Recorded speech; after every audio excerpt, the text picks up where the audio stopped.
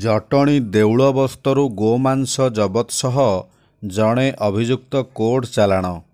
ଜଟଣୀ ବେଣାପଞ୍ଜରୀ ଗ୍ରାମର ଅଭିଯୁକ୍ତ କେଏଫ୍ ଖାନ୍ ଓ ତାର ଜଣେ ସହଯୋଗୀ ଡେଲାଙ୍ଗ ଅଞ୍ଚଳରୁ ଗୋମାଂସ ସଂଗ୍ରହ କରି ଦୁଇଟି ବାଇକ୍ ଯୋଗେ ଏହି ଗୋମାଂସକୁ ଜଟଣୀ ରାଜାବଜାରକୁ ବିକ୍ରି କରିବା ପାଇଁ ନେଉଥିଲେ।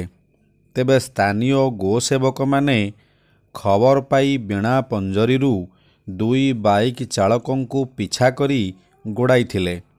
ଜଣେ ବାଇକ୍ ଚାଳକ ଖସି ଚାଲିଯାଇଥିବା ବେଳେ କେଏଫ୍ ଖାନ୍ ଦେଉଳବସ୍ତସ୍ଥିତ ଅରଗୁଳ ଟ୍ରେନ୍ ଲେଭଲ୍ କ୍ରସିଂଠାରେ ଗୋସେବକମାନଙ୍କ ହାତରେ ଧରା ପଡ଼ିଥିଲେ।